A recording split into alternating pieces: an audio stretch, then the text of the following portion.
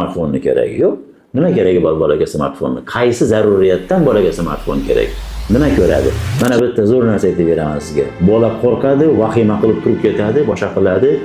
Telefon ko'radimi desa, onasi aytadi telefon ko'radi. Keyin ochig'i men u bolalarni ko'rayotgan telefondagi multfilmni o'zim qiziqib spesialni ko'rdim.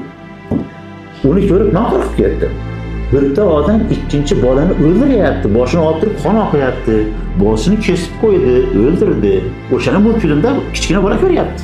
Uni sal multik sifatroq qilib ishlab chiqqan lekin. Multik sifatroq qilib ishlangan, u multik, lekin kana shunaqa bo'lishidan qat'iy nazar odamni o'ldiryapti. Shakllanayotgan paytda, kichkina paytda nima o'tirgan bo'lsa, o'sha narsa bilan u inson umrnoqigacha yashaydi.